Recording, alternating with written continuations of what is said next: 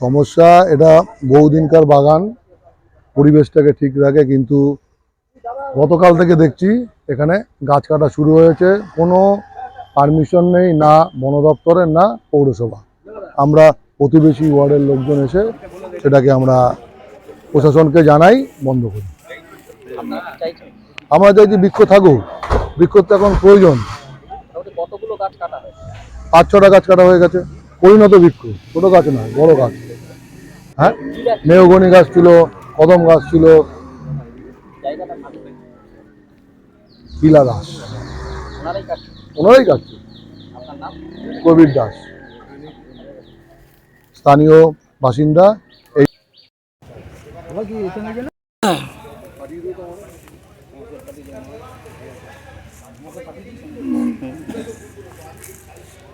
আমার কাছে আছে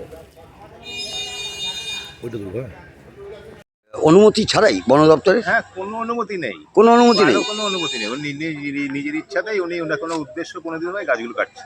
গোবিন্দজি অনেক পুরাতন পুকুর, এই মানে পাড়ার নামটাই এই দিঘির নামে, এই দিঘির নামে। এই দিঘির নামে।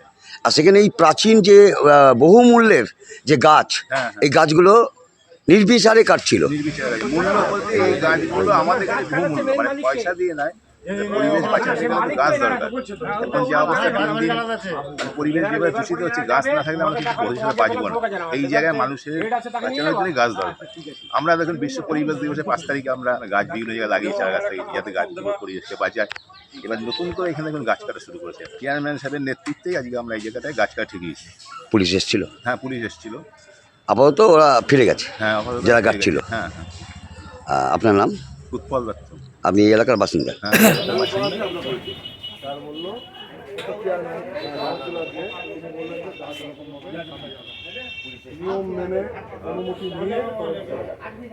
আপনারা তো গাছ কাটছিলেন, আপনারা এখন মোটামুটি গাছ বন্ধ করে দিলেন কাটা, পুলিশ এসছে এবং এখানকার এলাকাবাসী আপনাদের বন্ধ করে দিলেন, তাই তো?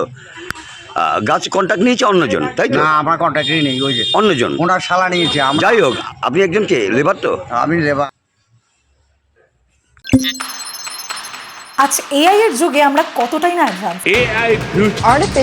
artificial intelligence with artificial এই কম্পিউটার টেকনোলজির যুগে ঠিক মতন তৈরি করতে পারছেন তো?